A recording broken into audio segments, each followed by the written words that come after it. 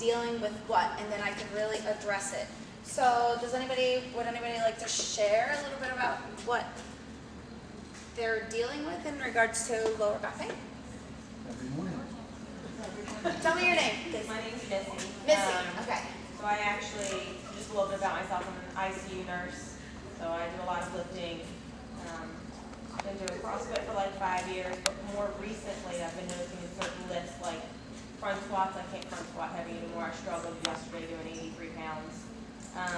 Wound up having an x-ray done at my hospital. I have S4, S5, L1 facet arthrosis. I'm normally a belly sleeper. Can't sleep on my belly anymore or on my side, otherwise I wake up, have to crawl out of bed. So I now have to sleep on my back. Getting older, but I'm not that old, so I'm sure that's part of it, but so it's just been within the last, I would say, like 6 to 9 months that's been going on for me. All right, thank you. Anybody else? Ron, you with every Me, morning. it's not really pain, but a lot of stiffness. I would probably take a wild guess from tight hamstrings that my lower back is probably mostly every morning tight and sore, uncomfortable, sore. And then it gets better later? As I'm moving around, and, but still somewhat stays a little tight. Okay. Most of it goes away, but it's still tight to where I do a lot of bending over through the day, so they can get in the way from bending over constantly, and it's just tight and sore. So bending forward bothers it more? Yeah. Too. And I would imagine Missy bending any particular way that bothers you more? With what you do? No, like I mean, it's gotten better with the things that I've modified. All right. Just sad that I have to modify things. Anybody else that looks like to share? Hi, I'm Amalia. Amalia. I have pain in my hip like a year, and then I went to the therapist and did a little, fixing it.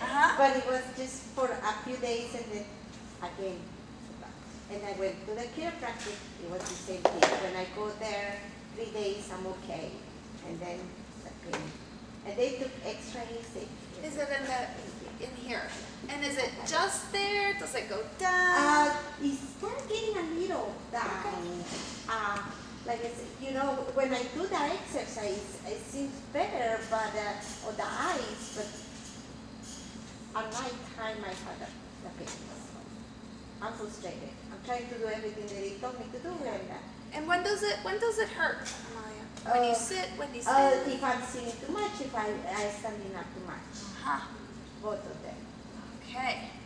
And it's not bad the pain, but I have it, so it doesn't let me, like today my day, I cannot do what I like to do because I'm trying to It's a be pain in the comfortable. butt. Yeah, yeah, exactly.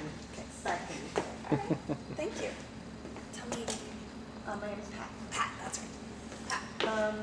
I'll try to keep it as brief as possible. I have scoliosis, and I have arthritis in my back, fascia syndrome, and I have a congenital, I forget what it was called, but it's like the opening for the nerve, the very, very bottom of my spine, is pretty much like almost closed, but it was congenitally done. Right? Never opened all the way, I guess, when I was developing. So sometimes that pinches, and when that happens, that's really bad. What makes it worse? Standing, walking, lifting? All of the above. If I stand too long, my back really, really starts to hurt. If I walk too much, but sometimes walking just right is good. Lifting, I'm always modifying it, as everyone in here that has worked out with me knows. I'm always having to modify. All right. Thank you. Is it pretty local, or does it travel down the leg? It can travel down the leg and into like the front. Okay. And when I'm at my worst, my toe will go numb. But, Thank you, Pat. Anybody else want to share? My name is Divine? Divine. Yes. I-V-I-N. I have a question for you first. The first lady, Missy. Is there a reason why you didn't, right, when she was talking about age? She said, I'm getting older. You kind of I'm probably older than Missy. Okay, I got you. Because I wanted to know if you think that had a lot to do with Not age. necessarily. You'll hear more. Okay, I got you. Yeah, because you kind of paused when you were about the right age. Anyway, I'm a trainer also. Alright. My issue is just mild stiffness, but as a trainer, I know sometimes we overlook for ourselves getting the physical therapist to look at us or the chiropractor. You know, I've been working out for some time now. This year, maybe the last 4 or 5 months, I paid more attention to going to get the massage, going to get the some deep tissue stuff. But there's no real major issue, but it's something I wanted That to learn stiffness from sounds you like all. what Ron was. Yeah, like he was saying, just some stiffness in the morning Okay. or whatever. Yeah, nothing real serious, but I know it can become something serious, and I know a lot of trainers I talk to, we rarely. No, Do you're our part. take care of other people, and Right. then you're like deal with some little things so you can keep working. Yeah. Basically. Thank you. Anybody else that wanna share a little bit about it? There's one. Okay. Cool. Well, thanks for sharing. All right. So I'm gonna make sure everybody has the worksheet. We're gonna go through. Basically, there's some fill-in information at the bottom. That way, almost sometimes when we write things, it just sort of retains a little bit better. So the goal for this workshop is to help you guys determine if you fit into any of the categories that we're going to talk about of what lower back pain is about, and then tell you what you can do about it. So to start with, I'm going to have Carly, a familiar face to you guys, get you going. And then we're going to later on talk about specific diagnoses and see how you fit in. So go for it. Get started, Carly. Hello, I'm Carly. I've worked out with most of you, except for apparently Ali. I've been a member here about 3 years, 2.5 counting. I was out for 6 months following my knee. I started working with John a year ago. So I'll tell you more about myself later. Right now, to get into some kind of basic anatomy. So if you're following along, the sciatic nerve is the largest nerve in the body. Typical pain distribution pattern of the sciatica, it exits right out of the butt. It has branches of that nerve that go all the way down the back of the leg and into the foot. So pain can radiate all the way down there. It travels from the lower back to the leg. It splits at the knee into 2 different main branches. So because it's a nerve, if there's any issues going on with the sciatica, you can experience pain, numbness, tingling. The pain is typically going to be a burning, which is associated with nerve. It's usually going to be just on one leg. So pain down both legs, we think something else. So typically unilateral. Could possibly be confused with the hamstring strain or pull or tear, but there's some ways to spot the difference between them that we can talk about. It does exit right underneath the piriformis, which is why maybe you hear about piriformis syndrome a lot. That muscle gets tight and then it gets entrapped there a little bit. Okay. I think for that. Yeah, sometimes it's not just that, it says the sufferers may experience pain, numbness, or tingling, but one of the things that Carly mentioned that's not on the sheet is burning and even weakness. So who are these 2 girls standing up here in front of you guys talking? So you guys know Carly. You want to tell them a little bit about Yeah, so I've been a PT for about 3 years. My first job was an outpatient clinic that was really busy. I saw a patient every 20 minutes. Originally when I started there, they gave me 20-minute slots for evaluations, and I kind of threw a fit about it, and then eventually they gave me 40, but I still would have another patient at the same time. So it wasn't what I dreamt of when I dreamt of my career. I remember I evaluated one athlete, not a CrossFitter, but a powerlifter, Olympic weightlifter. He had back pain, and at that point my skills for evaluating back pain were based on extension directional preference. If any of you have ever been in PT, like repeated extension or repeated flexion, if you've tried to be fit into that category. So that was what I had. I gave him some core strength exercises, but I gave him all this ridiculously hard core strength things with TRX because he was an athlete in good shape, and I'm like, he can do it, of course. like if I give him basic stuff, it'll be too easy, but not always the case. So he didn't get better, and I was like, well, those are tools I have. So that's where I was. So I was someone who loved coming to the gym and doing cleans and deadlifts and squats, and I couldn't help this person get back to them. So I felt really awful about that, and I was like, I clearly need to learn a lot more. Or is this the right setting for me? So I did a job search because I just couldn't get people better in that setting. I found Jonna, and we were able to treat one patient an hour because we're out of network with insurance, which is really beautiful. And we don't have to do as much paperwork, which just frees up time for patient care. And that's been great. So I can not only use all the skills I've learned in school, but just patients, it could be much more individualized rather than generic type care. And so it's been about a year. All right, cool, thanks. And I'm John McNally. I started out in school as an exercise physiology major, and I was always fascinated by what the body could do. So right out of undergrad, I was a strength and conditioning coach doing speed, agility, power. I was in the rowing team. And then I was the coach for about 2 years or so, and then worked with athletes. I just got bored. It's like, oh, you tell them to do something, they do it, they get better, or they don't do it, and they don't get better. But then they get injured, so it's like, oh, let me go back to grad school. Went back to grad school.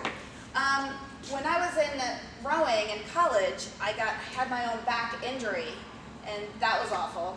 The school physician said, here, take some Celebrex and a day and Flexerol at night, you're good to go.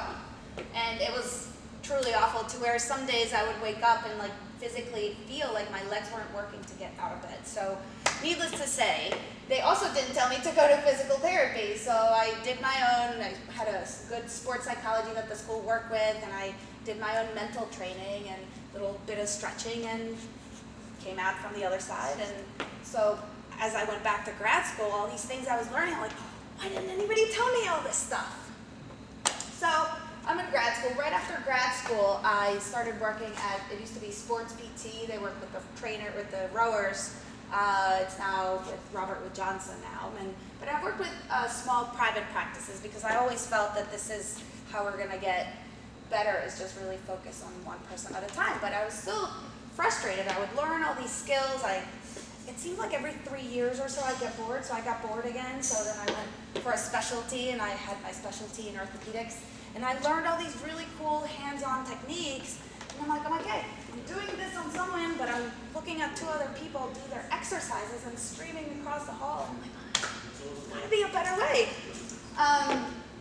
And so they changed the small practice I was at, got sold to someone else, and I think I can do this a better way. So then I started Fluid Physio about 3 years ago in 2016. So the way that I used to do it, the way that it used to be in a regular practice is I would have a number of patients would, yay, you got me better. And then a number of patients like, you know what, physical therapy is not for me. And then a number of patients, well, oh my gosh, you ran out of insurance, or I think it's okay, or whatever, just, it's okay. And I was like, that's not enough. I want better. So once I started my practice, now I started to see a different sort of change. A lot of people, now it's like, oh, cool. It's made a difference. I'm happy. Whether it's we got to a place that you wanted to because we individualize it with whatever goals they are, whether it's clean, lots of weight, or whether it's playing on the ground with your grandchildren. And there's still, yes, there's a number of people where it's like, you're complicated, things didn't work out, but really we help people find a way, like, okay, maybe you need to go back to the physician and deal with, maybe it is a surgery, maybe it's injections, and so really helping people try to find where is it that they fit best. And we can focus on one person at a time. So, and we do that because we are out of network with insurances, and we choose to stay that way so we can look at one person at a time. So, on that note, I'll let you know a little bit about this. Let's see, let's go back, let's stand up for a little bit. Let's put your stuff down. And we're going to move because we're going to find out what this back thinking is about. One of the things that we look at in physical therapy is can bring the pain on, and I'll give you the answer. If we can reproduce the pain, then we know how to take it away. So I want everybody to, so once you're standing, now some of you that do have back pain, just go as far as you feel comfortable with. And let's go down as far as you can. And then notice what you feel. Do you have any pain in the back? Do you have any pain that goes down the leg? Do you feel really stiff and you just gotta reach a little bit more? All right, and then come on up. Did you have pain, did it hurt coming up? Just sort of little notes in the back of your head. And then you're gonna put your hands in your lower back and then see what happens when you go backwards. Does it go down the leg? Does it hurt more? Does it pinch? Do you bend your knees because you don't have good flexibility and you have to bend your knees backwards? All right, and come back out of it. And then hands on your sides. And you're gonna slide one hand on the one side. And just notice what happens. Is it just a stretch on the other side? Is it pinching on the one side? Back to the center, and then the other side. Do you notice that you reach a little bit more on one side than the other? Does that happen to be the hip that hurts? Woo. All right, got a little loose. Go ahead, have a seat again. And then, for those of you guys that shared with us earlier, how about, did any of those cause anything, Missy? Yeah, I can't. The back bending? Did it go down the leg or pretty central? No, it's just localized. Okay. Anybody else? Run Tight, your yeah, it's tight. Just tight in all directions? Yeah, from the lower back to down the back of the leg, behind the knees. Okay. See.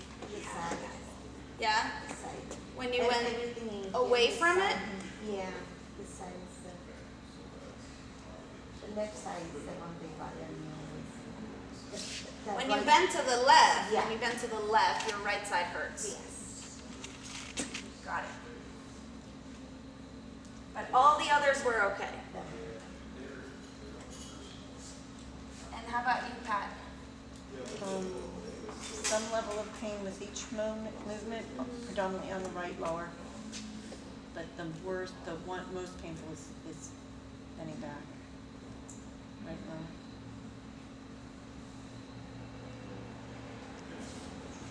And then, Devon, did you have any stiffness? Just kind of generalized. All right. Okay, little notes for there.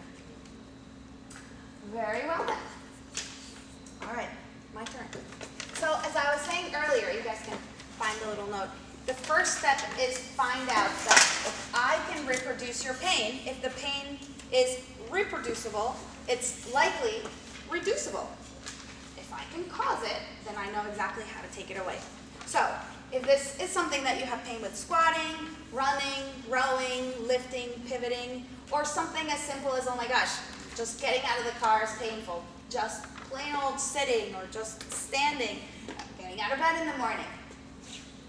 So what do you guys think is the single biggest mistake that people with lower back pain make? Ding! You got that right on the first try. They ignore it. Yeah, she's like, I told them 6 or 8 months to do something about it. Yeah. I was doing stuff before it, but I finally decided that I wanted to make sure that there was something that I needed a CAT scan or an MRI for that was surgical. Yeah. So they ignore it. So what does it mean to ignore it? Well, I'm just gonna modify this lift, or I'm just gonna sit like this for a little bit, or I'm just gonna stand up and I'm just gonna do other things to pretend it's not there, make some excuses. And then the second thing would be altering it. So what is that? I just need some Advil every morning and then I'll be fine. I'll feel better.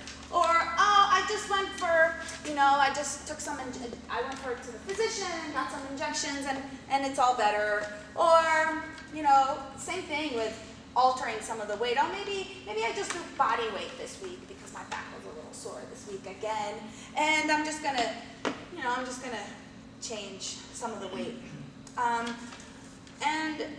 But the best thing to actually do is to actually handle it. And what does it mean to handle it is to find the actual cause. Because the lower back pain or that hip pain, that could actually be a result of something else, right? Is that stiffness in your back a result of tight hamstrings and just tight muscles? Is it time and gravity taking a hold of you? Is it maybe not enough fluids? Maybe not enough potassium? Maybe, like, what is it? Where is it coming from? So finding the root cause is really what's going to help us address it. So I'm going to throw this back to Carly, and she's going to go through some of the 3 top causes of lower back pain, where we're going to really tune into the actual diagnoses that are the most common ones. And then once Carly goes through, then I'm going to sort of take it back and talk a little bit about CrossFit and what I see in athletes.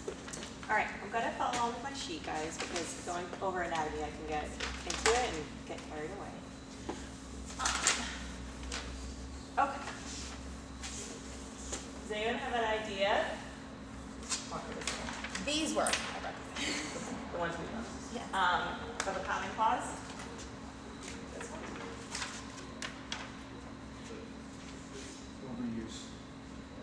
Overuse. So one would be, think like medical diagnosis, herniation or a bulge.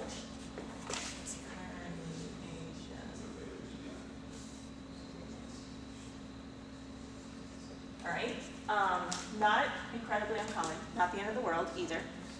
So I was looking up some research that said, what is it? 50% of 40-year-olds will have either disc bulge or herniation on an MRI. They may or may not have symptoms. And 68%, oh, never mind, that's different. Okay, the next thing, and then I'll kind of go into a little bit more depth once I put them all up. What a herniation is? Yes, Jonna is drawing an excellent drawing right now. Thanks. So what is a herniation, right? So here's the spine. That would be kind of, I'm standing like this. We have the discs right in the center. And right through the middle is the spinal cord. And then at each level, you have the nerves that come out.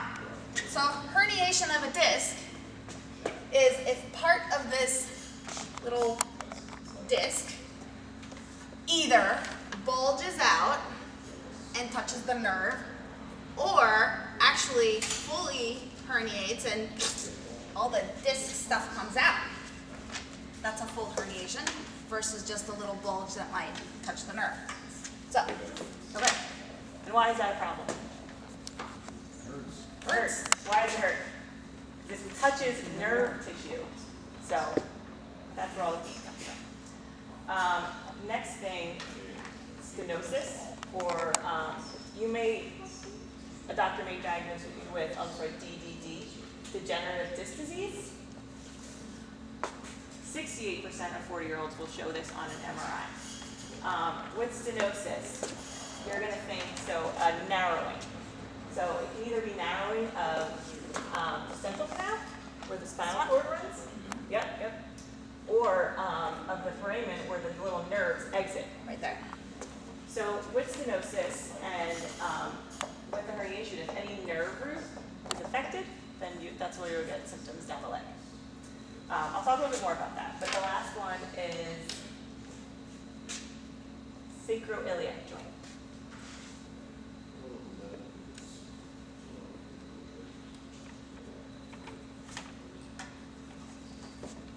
Do you have a drawing for that? Or? Yep, so here's the little, it's almost like it's facing you guys. It's a little out of proportion, but here's your spine, right? And then the most important piece of the spine, right, of this is the pelvis, would be this piece right here, and that's your sacrum.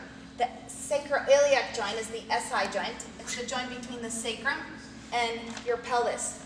If you were to open that joint, it's a really interesting one because it's kind of like a little S shape, and some parts of it are convex, so sticks out, and some parts of it are concave, and there really isn't a lot of movement. There's only somewhere between 3 to 5 millimeters of movement, but yet it can cause tons of pain because it's in a position where it loads up a lot of it. So all these things can refer pain into the leg, sacroiliac joint, common referral patterns are butt, just like sciatica. It could be a wrapping around into the groin, and it could even go down to the thigh. Not so typically does it go into the foot.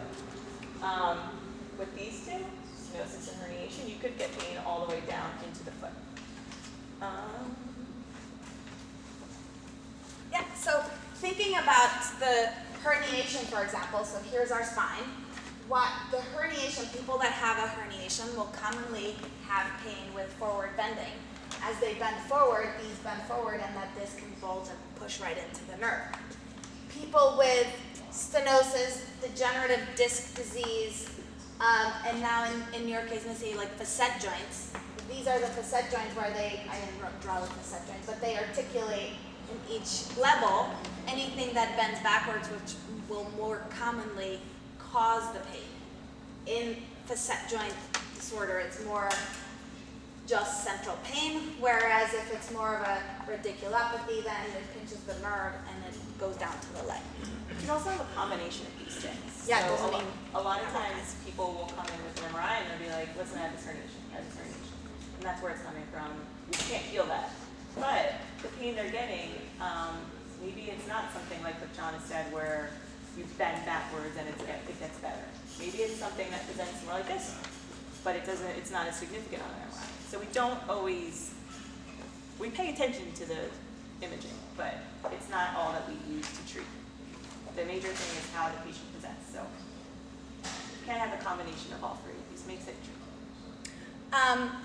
What's common in the SI joint pain is that it could be of any ages. You could have a teenager with SI joint pain and a 90-year-old with SI joint pain.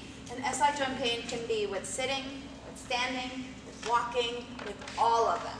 And people might treat it as a nerve kind of lower back thing, but it's really an SI joint thing. The other thing that I was going to say is they've done research that shows that and told us that in physical therapy, we don't treat according to these diagnoses. In physical therapy, we treat according to the presentation and your symptoms. And so the same thing, if you present a certain way, oh great, people will come to our office and say, oh my God, my MRI has this herniation and this arthritic joint, and it's like, okay, that's nice, but that doesn't guide our treatment. It doesn't mean that you're doomed for life because you had a herniation. So it's something to know because we can totally treat it because they did a study with, there's a couple studies, one had over 3,000 people, and they looked at, okay, tell us about your pain, and then let's compare it to what the image said. And just because you had awful herniations and arthritis did not mean that you had a lot of pain. Some people say, oh my God, you have the spine of a 75-year-old, and it's like, I don't have pain, which is the great thing. So that's good to know. And that's the research, the evidence shows. All right, so going back to what we've normally seen in CrossFitters or in people that are pretty active, which not just CrossFitters, but firefighters are pretty active, strength training coaches are pretty active, different professions can certainly add to it. What I see in higher level activity, people that have higher level of athleticism, ooh, my accent might be coming out by now. Did I mention I was Colombian and I came when I was salsa? All right. So the biggest thing I see is a stiff lumbar spine. Okay.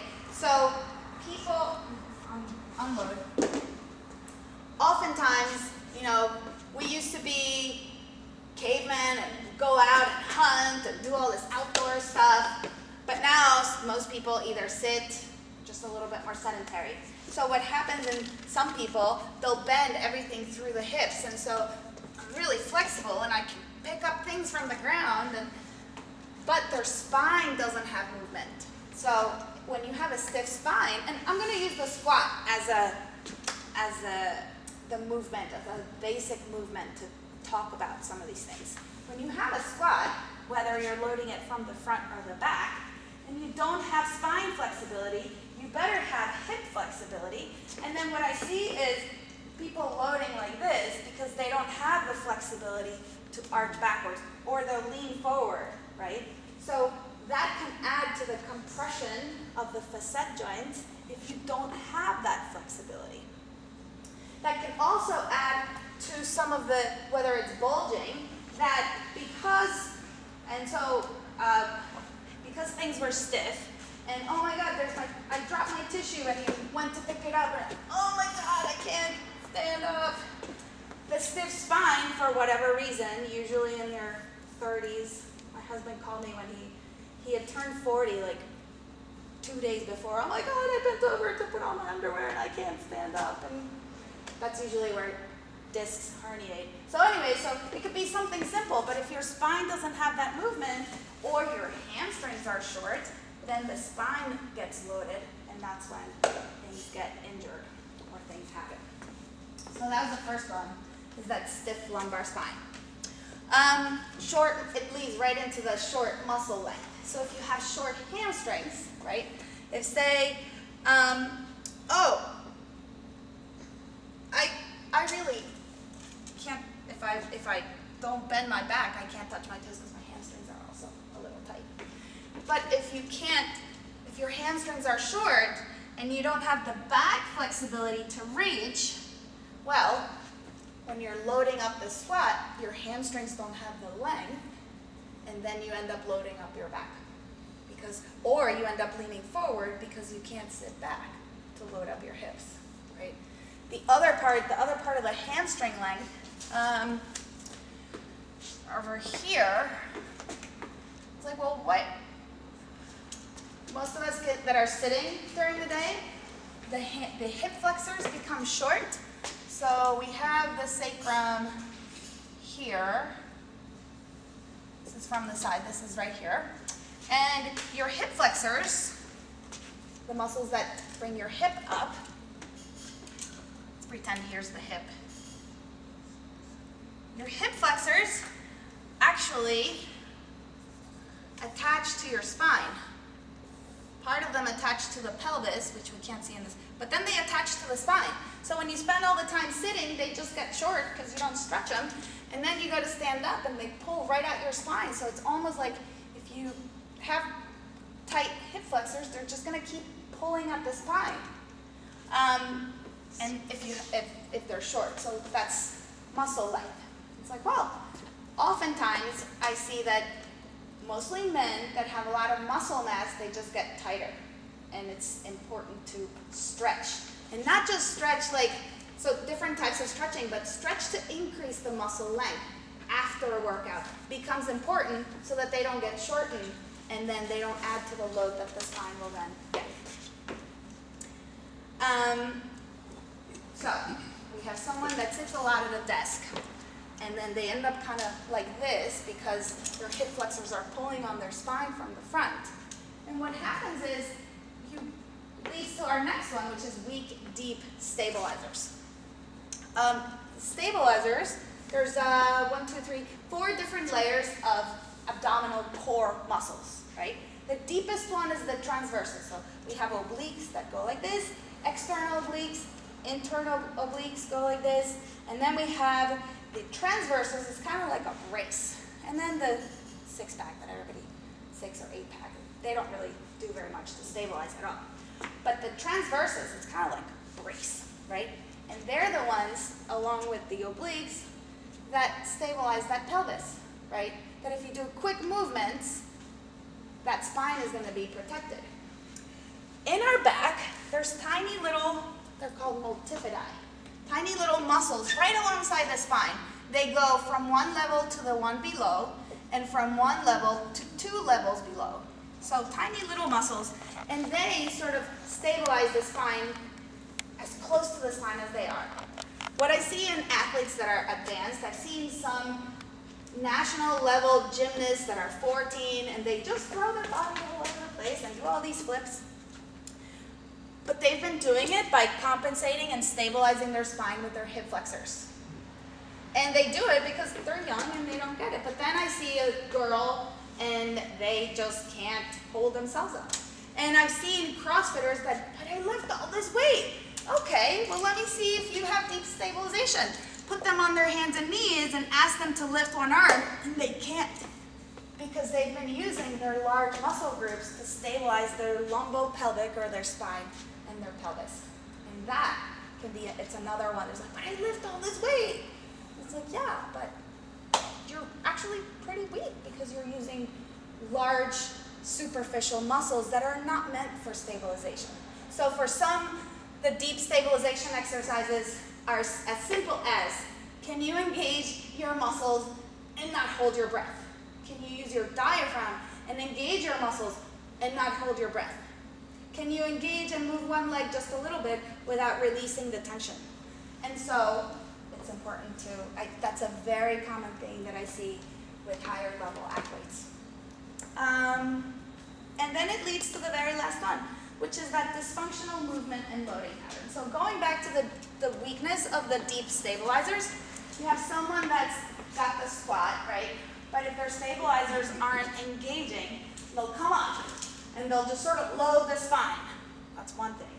Or they'll come up and they'll stay like this because they sit all day, so their glutes are kind of like hanging out, not really engaging as much. So then what happens, or whether it's because of short muscles, weak, deep stabilizers, or stiff spine, is that they develop dysfunctional movement. So instead of a nice squat, maybe they load up their quads instead of their glutes, right? And that's, again, you actually, when you do a lot of squats, you shouldn't be feeling tired in your quads. You should be feeling your glutes. So whether it's doing this, whether it's loading this, or whether it's coming down and rotating the pelvis because your hamstrings don't have enough length to hold back, you develop these patterns that when you were 20, you could do it no problem. Squat, clean, overhead. But you were 20, so your body gets better and you don't feel anything. And then here you are, the 30s are like, oh, and then the 40s hit, and then it's like, oh my God, like I really have to warm up and stretch because gotta practice what I preach, right? Because it really does hit you when you, I don't know about the 50s yet, so. But I do see a lot of people in their 50s, and then that's when the stretching and the mobility exercises are the most important. So, because then you get to deal with whatever it is that your parents gave you, and then address little issues and prevent things from getting stiffer, or stretch things that just get tighter, or deal with normal life. Your muscles just get weaker once you hit a certain age. That's just what happens. But if you know what to do, then you can keep doing what you like to do. So coming back to our people here, one of the things that I wanted to tell you and how do we treat it successfully is show you a little bit about what manual therapy is. Because we treat it successfully with manual therapy, which is a hands-on, we move the joints, we move the soft tissue. But then the key thing is we need to treat and train, do neuromuscular re-education to restore normal movement. Because I can do some joint mobilizations and open up the spine so the facet joints are nice and open, and then, oh, that feels better. But if you keep standing like this because you have weak core, then that's just gonna get sore again, right? And then give you specific mobility, which is more for joints, and stretching, which is more for muscle length, and strengthening exercises that are gonna stabilize the pelvis and really give you what you need for what you need to do, what you wanna do. So the deep tissue laser, we'll talk about it in a second. So one of my favorite things to treat is when there's an SI joint dysfunction, because you can do a quick manual therapy and then do a little bit of motor control, and it's like, oh wow, that moves so much better. So, Amelia, would you be up for being a demo person? I think this is part of the reason I wanted to address what you guys individually had, but I think, are you okay with that? Yeah. Okay. So come on over. Thank you, Amelia.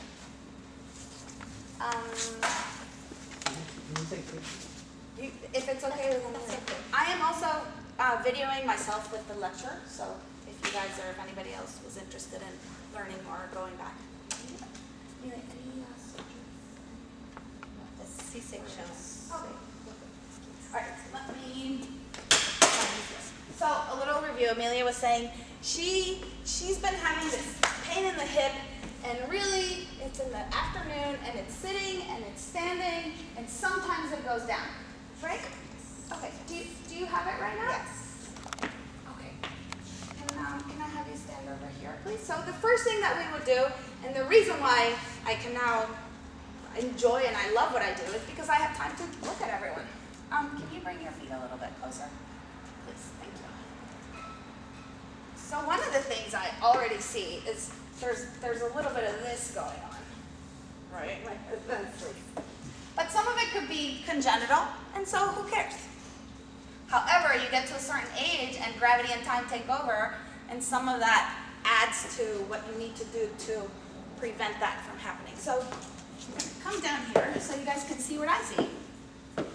So I'm going to find my little landmarks of the pelvis. Do you guys see what I see? One's a little higher than the other.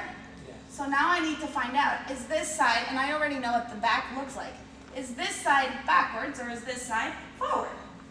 Right? The SI joint, this one, it refers pain down the leg. It usually never crosses down. So I'm going to have you, Amelia, can you bend forward for me, please? Good. And then the other forward. Pa'lante. Adelante. There we go. Good. And come back. Good. And then one more time forward. There we go. And back. Good. All right. So, on your back, please. This is how I started my practice, was going to people's homes. So this table started it all. Started. All right. Okay. Can you bring your hips up and down? Good.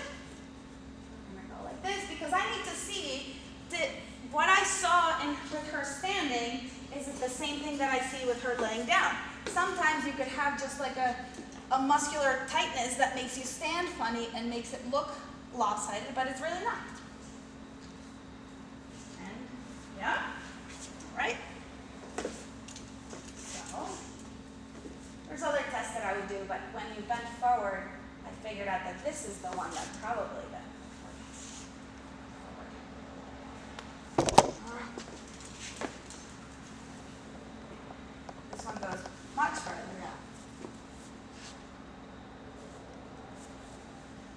Okay. So there's a couple of ways that I can do it. We can do a muscle energy technique. So right around here, we have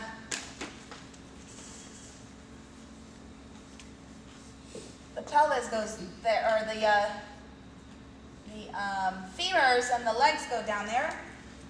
And then there's little hip rotating muscles that attach right to the inside of the pelvis, to both sides. So I can do a muscle energy technique that makes her engage her muscles, and it's almost like they bring everything back together. But that one takes a little longer. Can you roll this way on your side, please? There we go. Good. I like the one that I told you was quicker. So I just find, is this a little sensitive here? Down lower. Oh, down there. Okay. So I'm just going to find it.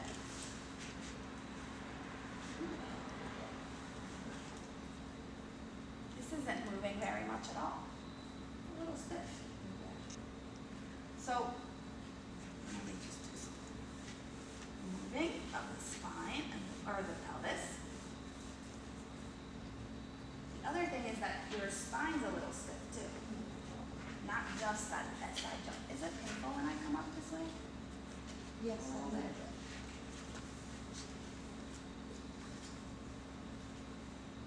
Okay, but I can come here and do a little muscle energy technique too. Especially because it's so stiff and it's making me break a sweat. Can you push your leg against mine? Push And relax. Okay. Ooh, there you go. Relax. Relax. No, no, no. So, the SI joint itself is a little stiff. It's kind of stuck forward because I'm trying to roll the back. But the spine itself is a little stiff too. So if we just treat the spine, I'm not going to do it all. There's also really tight muscles. And they're probably all tight because they've been working like this. And sometimes, if a nerve is impinged at the spine, that can cause spasms down into the other muscles. So, one more. So we would do soft tissue release either with my hands. We use a tool to release some of that myofascial restrictions. Just your hands-on massage just kind of squishes the tissue, whereas the metal tool that I have kind of slides the tissue back and forth. And right at the lumbar spine and the lower back, there's a lot of ligaments, and sometimes they just get caught up and bound up. So, wait, no, just go back. Don't fall. You're not allowed to fall on my table. So, great. Oh, that's a little better. This hip is a little tight. Yeah. So Amelia has a little bit of tightness through the lumbar spine. That SI joint was just, that wasn't tight, that just wasn't moving. And this hip is a little tight, so we now have to address that one. Usually, is this okay? What do you feel? Perfect, that's what I want. When you have pain in one joint, you need to look at above and below. This could be something where somebody has back pain and pain with squatting. This could mean maybe their ankles are not moving well enough, and that is something that when someone comes to see me, we have to look at that too. What are you having pain with, and what do you want to do? Because that could be an issue. Okay. We'll just get a little bit of hip stuff. So one of the things that I would say to Amelia is, okay, let's see where this is. Bring your hips up and down.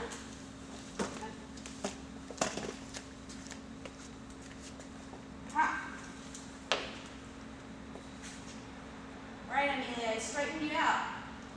So now, but it's your job to keep it that way. So then I have to give you some exercises.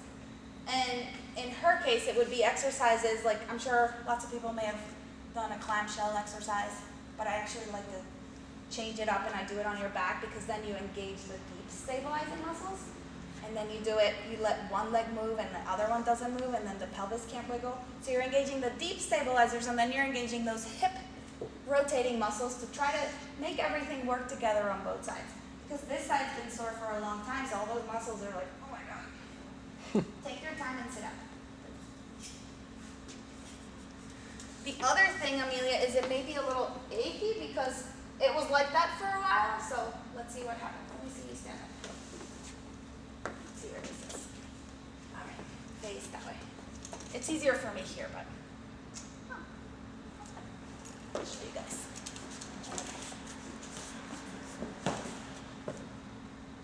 Find my little.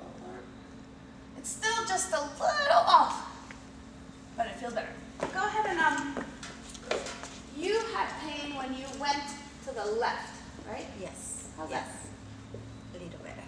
Yeah. And then let's see forward. Oh, now you're bending straight. Good.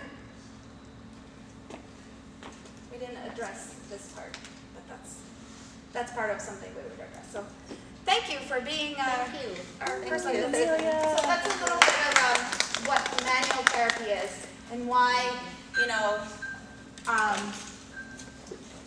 what we do at Fluid Physio and what we do, why I started the practice is because then I can focus and say, oh, well this is off, show me what hurts, okay, let's move this around, okay, now do this. But now we have to teach you that maybe this is part of it. Okay. And now you have to engage those muscles and teach you that whether it's because how you're bending to pick a laundry basket or how you're getting into the car, now we have to teach your body how to move in this new place with that new range of motion, with the new mobility. So that's my physical therapy. Thank you. The movement re-education is the teaching component. So, because when you've been in a lot of pain, your body just compensates for so long that it just does things and holds itself in positions just because it had to survive and feel better. So, the last thing was the deep tissue laser. So, do you want to tell us? Carly's our deep tissue laser specialist. Okay, so this is a modality that's good for healing. It's got an increased depth penetration, so it goes deeper than other types of modalities, such as ultrasound, which really isn't very effective. We've done it, and we've had a lot of success with neural issues. So I've used a lot of people with tennis elbow, which can actually really be connected with the cervical spine. So anything that kind of runs down. And a lot of luck with same thing in the spine. Don't have as much luck in really, really deep structures, such as the labrum, like in the hip or the shoulder. But it's one tool that we can use to manage or decrease the pain so that you can feel well enough to do the things we need to do in daily life.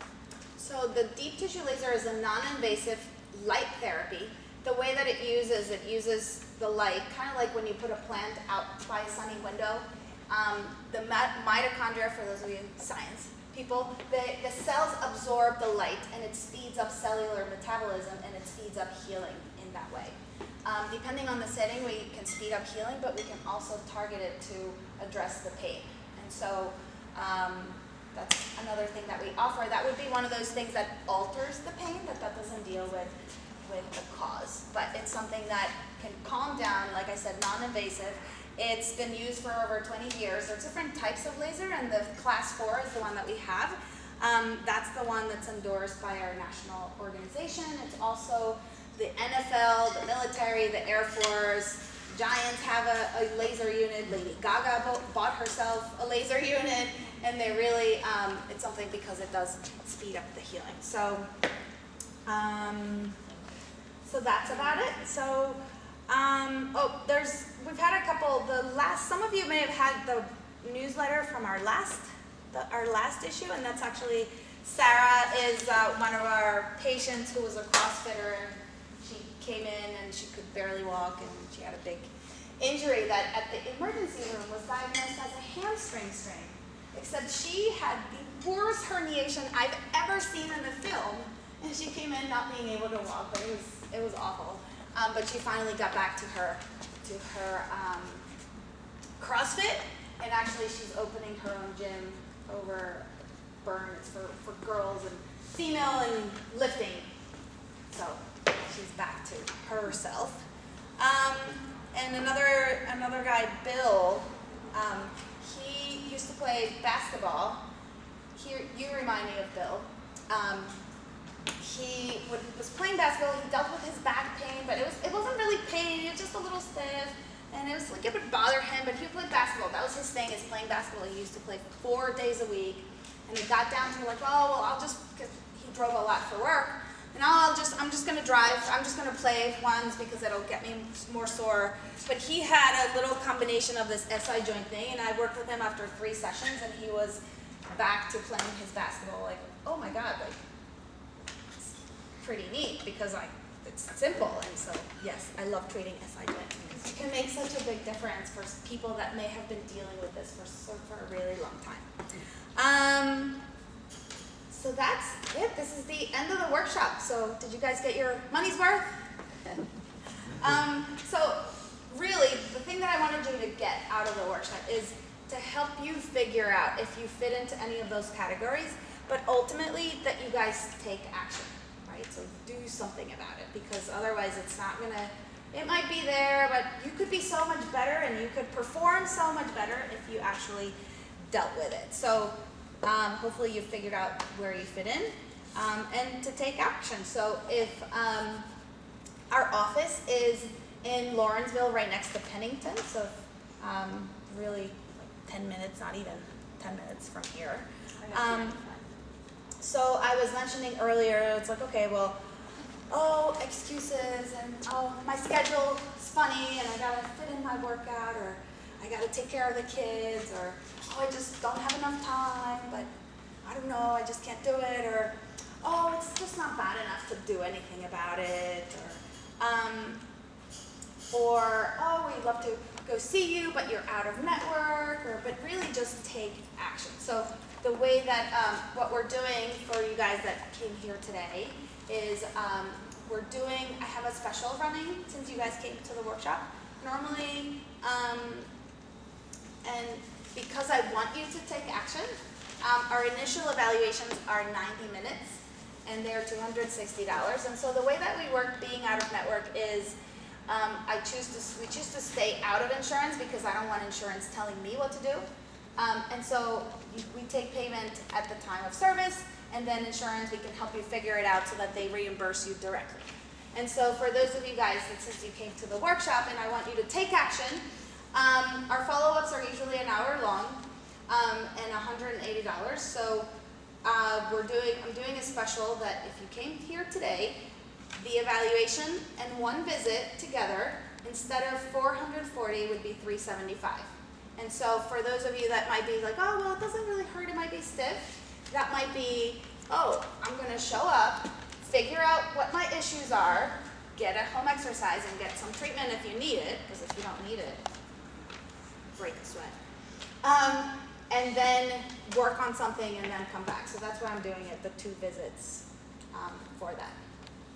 And then those of you that we're sort of trying to work together with CrossFit Hamilton. Anybody that belongs to CrossFit Hamilton also gets a 10% discount coming in.